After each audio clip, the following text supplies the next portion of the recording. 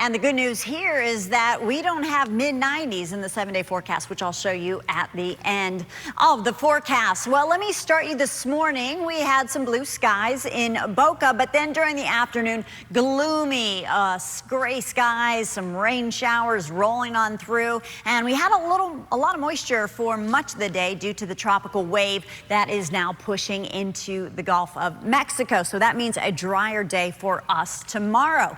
Current temperatures right now still very warm and muggy across portions of South Florida. 86 degrees in Boynton Beach, 86 Boca Raton, and temperature for 86 for West Palm Beach, 79 Belle Glade, and 81 degrees for the folks in Okeechobee.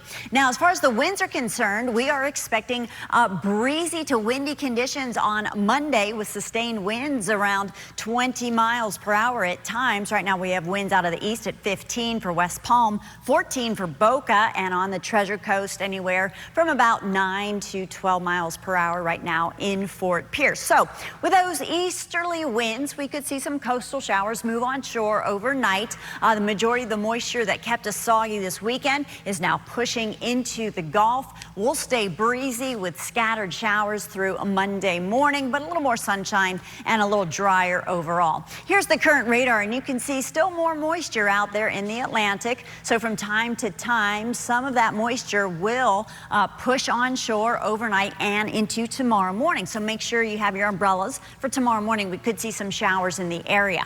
Let me go ahead and show you the tropics now. That's the big story of the weekend. I mean, we went from virtually quiet last week to now we're tracking 5 systems just in the Atlantic basin. So we have Invest 91L in the Gulf, a 70% chance of development, but not to worry because that is moving to our west, and it has we have a lot of company there in the Atlantic basin. So this wave right here does have a 70% chance of developing in the next 5 days. That was updated, and folks in southern Texas need to watch it very, very closely. Now, Tropical Storm Franklin could pose problems to Hispaniola. The current track has it taking it right over the island, likely through Dominican Republic as a strong tropical storm, and then east of the Turks and Caicos, eventually off into the central Atlantic. So it won't bother the U.S., but folks in the Dominican and Haiti need to watch it very, very closely. And we do have tropical storm warnings and watches in effect there tonight.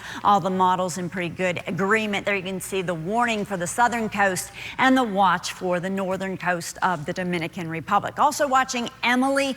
Emily is going to be a fish storm, so we don't have to worry about that. Tropical storm Franklin, actually this is TD number 6, and TD number 6 expected to dissipate by tomorrow.